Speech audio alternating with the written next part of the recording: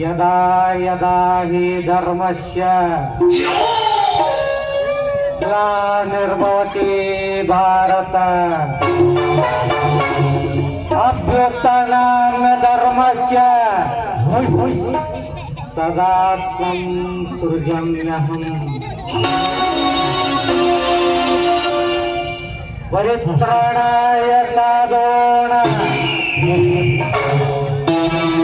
ವಿನಾಶಾಯ ಚತುಷ್ಕೃತ ಧರ್ಮ ಸಂಸ್ಥಾಪನಾರ್ಥಾಯ ಸಂಭವಾಮಿ ಯುಗೇ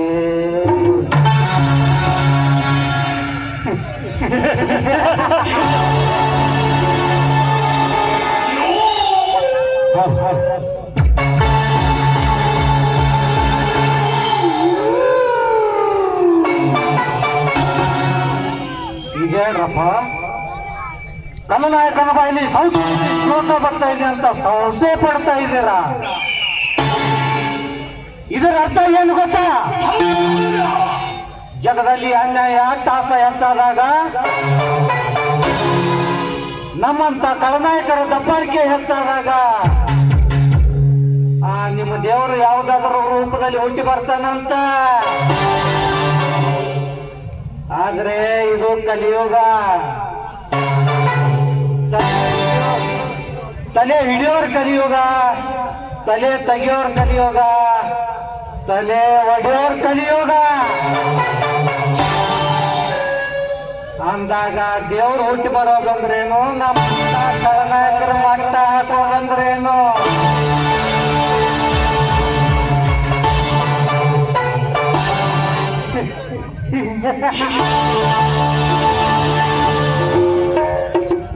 ಸಾಧ್ಯವೇ ಇಲ್ಲ. 5 ವರ್ಷಕ್ಕೊಮ್ಮೆ ಚುನಾವಣೆ ಬಂದರೆ ಸಾಕು, ಮನೆ ಮನೆ ಮುಂದೆ ಬಂದು ಭವತಿ ಅಂತ ಭಿಕ್ಷೆ ಬೇಡ್ತೀವಿ. ತಿನ್ನಾಕ ಕೋಳಿಲ್ಲ ಅಂತಲ್ಲ, ನೀವು ನೀಡೋ ಒಂದೇ ಒಂದು ಹೋಟಿನ ಆಸೆಗಾಗಿ ಬಣ್ಣ ಬಣ್ಣದ ಮಾತು ಹೇಳ್ತೀವಿ, ಇಲ್ಲ ಸಲ್ಲದ ಕಥೆಗಳನ್ನ ಕೇಳ್ತೀವಿ, ತಿನ್ನೋ ಕನ್ನ ಕೊಡ್ತೀವಿ, ಕುಡಿಯೋ ಕೆಂಡ ಕೊಡ್ತೀವಿ, ಪ್ರಸಂಗ ಬಿದ್ರ ಮೊದಲಾಗ ಮಲ್ಕೊಳಕ್ ಹೆಣ್ಣ ಕೊಡ್ತೀವಿ.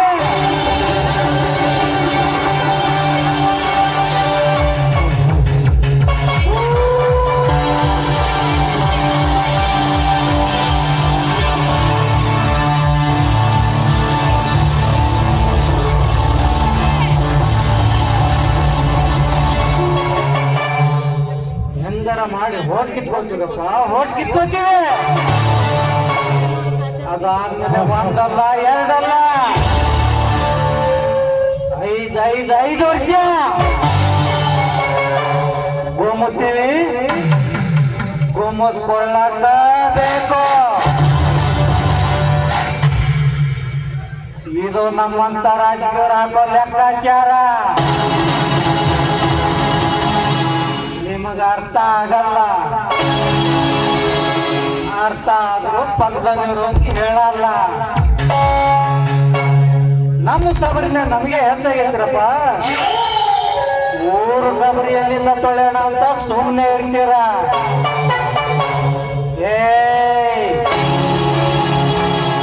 ನೀವು ಯಾವತ್ತೂ ಅಲ್ಲೇ ಇರ್ಬೇಕು, ನಾವು ಇಲ್ಲೇ ಇರ್ಬೇಕು.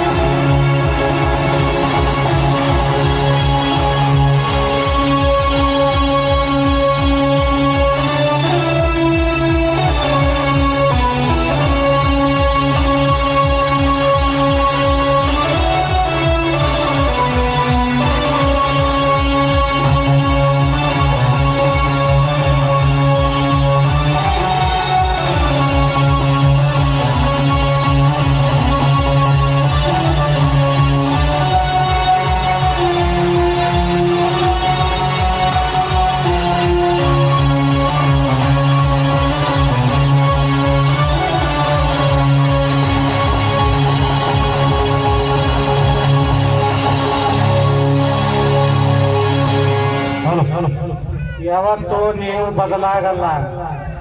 ಬದಲಾಗೋಕೆ ನಮ್ಮಂತ ರಾಜಕಾರಣ ಬಿಡೋದು ಇಲ್ಲ.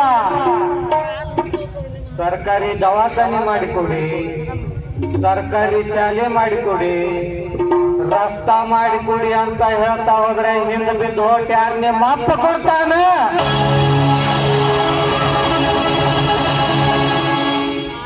ಆಫ್ಟರ್ ಆಲ್ ಒಬ್ಬ ಪಂಚಾಬ್ದವನು ಬೆಳಿಗ್ಗೆ 100 ಇದ್ದು 200 ಆಗ್ಲಿ ಅಂತ ಆಸೆ ಪಡ್ತಾನೆ. ನಾವು ಆಸೆ ಪಡೋದಪ್ಪ. ಒಬ್ಬ ರೈತ ಒಂದು ಬೀಜ ಬಿತ್ತಿದ್ರೆ ಒಂದು ಕೊನೆಗೆ ಆಸೆ ಪಡ್ತಾನೆ.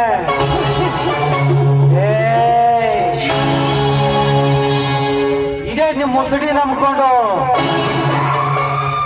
ತಲೆಗೆ 500,000 ಹಾಕ್ತೀವಲ್ಲ, ಹೆಂಗ್ ತೆಗಿಬೇಕಪ್ಪ, ಹೆಂಗ್ ತೆಗಿಬೇಕ?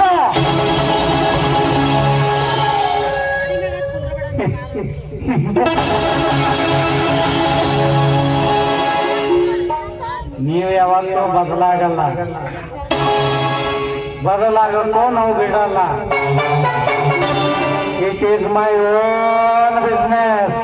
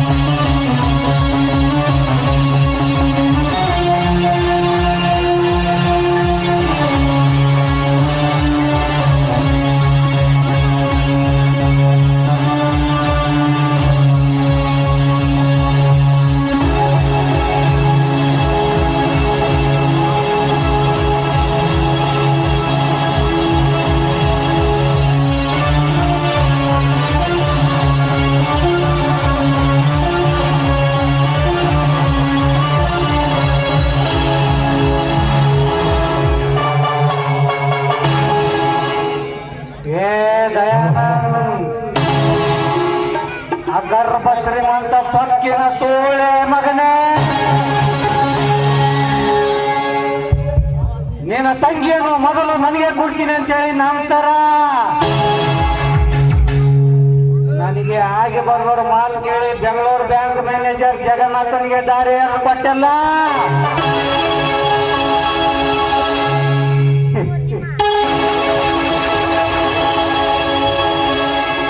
ಓ ಹೇಗೈತಿ ನಿನ್ನ ತಂಗಿಯ ಸಂಸಾರ?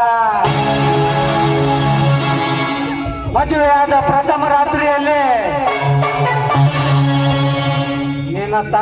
ನಿನ್ನ ತಂಗಿ ಗಂಡ ಬ್ಯಾಂಕ್ ಮ್ಯಾನೇಜರ್ ಅನ್ನು ಕೊಲೆ ಮಾಡಿ ಈ ಜಗತ್ತಿನಿಂದಲೇ ಕಳಿಸಿ ಇಡೀ ಬ್ಯಾಂಕ್ ಲೂಟಿ ಮಾಡ್ಕೊಂಡು ಬಂದಿರುವೆ.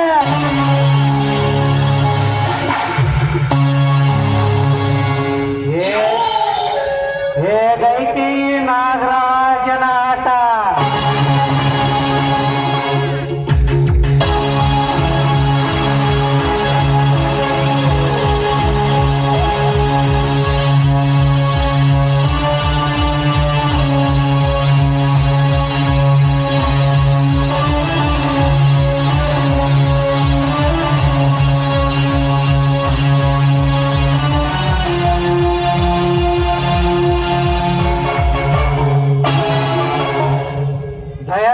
ತಮ್ಮ ಸೋಮಶೇಖರ್ ಮೈಸೂರಿನಿಂದ ಬರ್ತಾ ಇದ್ದಾನೆ.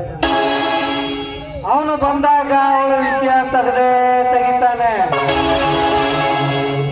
ಹೇಗಾದರೂ ಮಾಡಿ ವರದಕ್ಷಿಣೆ ಪಡೆದರೆ ಮದುವೆ ಆಗ್ತೀನಿ ಅಂತ ಹೇಳಿ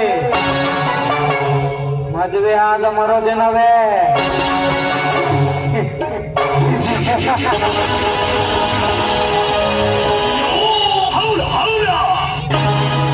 ನನ್ನ ಕಾರಾಸ್ಥಾನದಿಂದ ಅವರ ಆಸ್ತಿನೆಲ್ಲ ಎತ್ತಿ ಹಾಕಿ ಅಣ್ಣ ತಮ್ಮಂದರನ್ನು ಬೀದಿ ಬಿಕಾರಿ ಮಾಡಿ ಬೀದಿ ಬೀದಿ ಭಿಕ್ಷೆ ಬೇಡಲು ಹಚ್ಚಿದಾಗಲೇ ನನ್ನ ಮನಸ್ಸಿಗೆ ಶಾಂತಿ.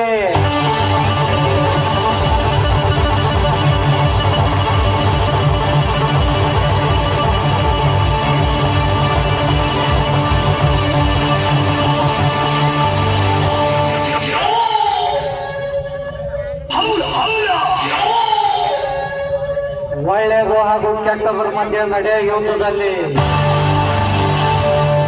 ತಾವು ಕೇಳಿರ್ತೀರ ಗೆಲ್ಲೋದು ಒಳ್ಳೆಯದೇ ಅಂತ. ತಪ್ಪು ಕೇಳಿದಿರ ತಾವು. ಯಾವತ್ತು ಗೆಲ್ಲೋದು ಕೆಟ್ಟದ್ದೇ. ಯಾಕಂದ್ರೆ ಗೆಲ್ಲಕ್ ಬೇಕಾಗಿರೋ ನೀಚಿತನ ಒಬ್ಬ ಒಳ್ಳೆಯವನಲ್ಲಿ ಇರೋಕ್ ಸಾಧ್ಯವೇ ಇಲ್ಲ.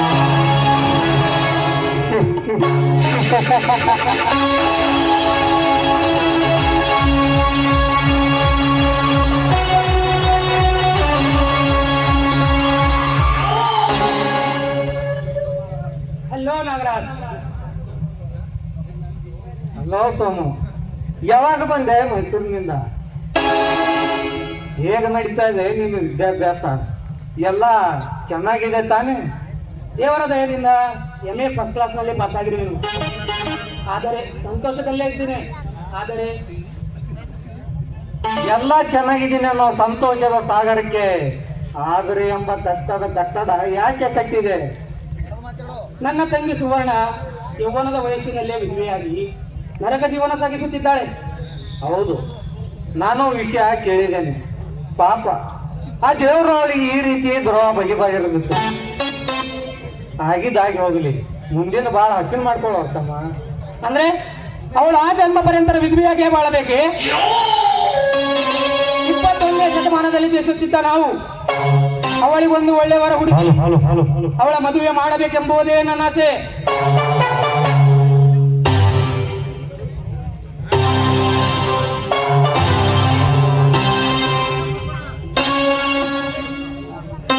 ನೋಡ್ ಸೋಮು, ವರದಂತ ವರವಿದ್ದ ಮನೆಗೆ ಬಂಗಾರದಂತ ಮಗಳನ್ನ ಕರ್ಕೊಂಡು ಹೋಗಿ ತೋರಿಸಿ ತಾಯಿ ತಂದೆಗಳು 50,000 ವರದಕ್ಷಿಣೆ, ಕಾರು, ಬಂಗಲೆ, ಚಿನ್ನ ಕೊಡ್ತೀನಿ ಅಂದರು. ಒಲ್ಲೆ ಅನ್ನುವ ಈಗಿನ ಕಾಲದಲ್ಲಿ ನಿನ್ನ ತಂಗಿ ಮದುವೆ ಅಂದ್ರೆ ರಂಡೆ ಮದುವೆ ಉಂಡು ಬಂದಂತೆ. ಅರ್ಥವಾಯಿತು ನೀವಾಡಿದ ಮಾತು. ನಿಜ, ಸರ್ಕಾರ ವರದಕ್ಷಿಣೆ ತೆಗೆದುಕೊಳ್ಳಬಾರದೆಂದು ಎಷ್ಟೇ ಕಡ್ಡಾಯ ಕಾನೂನು ಮಾಡಿದರು ಆ ಕಾನೂನನ್ನೇ ಉಲ್ಲಂಘಿಸಿ ಹೆಣ್ಣೆತ್ತವರ ಕಡೆಯಿಂದ ಸಾಕಷ್ಟು ವರದಕ್ಷಿಣೆ ತೆಗೆದುಕೊಂಡು ಹೆಣ್ಣಿಗೆ ತಮ್ಮ ಗುಲಾಮರೆಂದು ಮಾಡಿಕೊಳ್ಳುವುದರಿಂದಲೇ ಆ ಹೆಣ್ಣಿನ ಶೋಷಣೆ ಕೂಗು ಇಂದಿಗೂ ನನ್ನ ಕೇಳಿಗೆ ಕೇಳಿಬರುತ್ತದೆ. ಆದರೆ ಏನ್ ಮಾಡುವುದು ನಾಗರಾಜ್, ನನ್ನ ತಂಗಿಯ ಮುಖ ನೋಡಿದಾಗಲೇ ನನಗೆ ಅರ್ಥ ಆಗುತ್ತದೆ ಅವಳ ವ್ಯಥೆ. ಬೇಡಿದಷ್ಟು ವರದಕ್ಷಿಣೆ ಕೇಳಿದರೂ ಸರಿ, ನಮ್ಮ ಅರ್ಧ ಆಸ್ತಿ ಕೇಳಿದರೂ ಸರಿ, ಅದನ್ನು ಕೊಟ್ಟು ನನ್ನ ತಂಗಿಗೆ ಮರ ಮದುವೆ ಮಾಡಬೇಕೆನ್ನುವುದೇ ನನ್ನ ಆಸೆ. ಹೋಗಲಿ, ನಿನ್ನ ಉದ್ಯೋಗಕ್ಕಾಗಿ ಅಲ್ಲೇದಲ್ಲಿದ್ದು ಸಾಕಾಯ್ತು. ಈಗ ಏನಾದರೂ ಸ್ವಂತ ಬಿಸ್ನೆಸ್ ಮಾಡ್ಬೇಕು ಅನ್ಕೊಂಡಿದ್ದೇನೆ.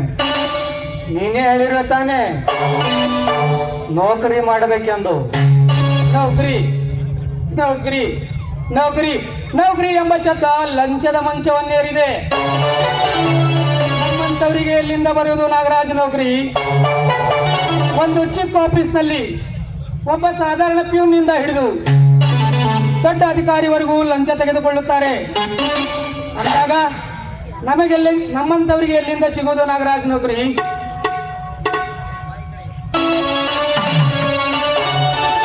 ಈಗ ನೌಕರಿ ಸಿಗಬೇಕಾದರೆ ಒಂದಾದರೆ ಹಣವಿರಬೇಕು, ಇಲ್ಲವಾದರೆ ವಸೂಲಿ ಇರಬೇಕು.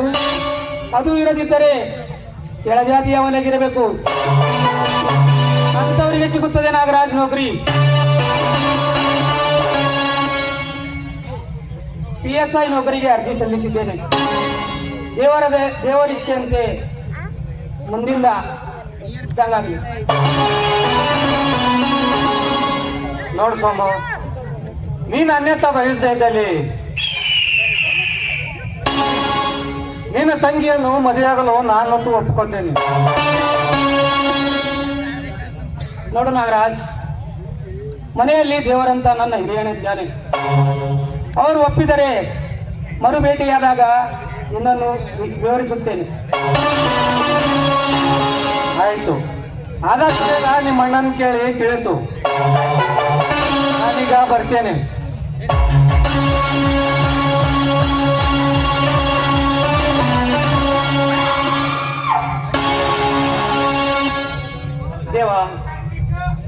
ನಂದಿ ಬಸವೇಶ, ಆದಷ್ಟು ಬೇಗ ನನ್ನ ತಂಗಿಗೆ ಒಂದು ಒಳ್ಳೆಯವರ ಸಿಕ್ಕಿ ಅವಳಿಗೆ ಮದುವೆ ಆಗುವಂತೆ ಮಾಡಪ್ಪ.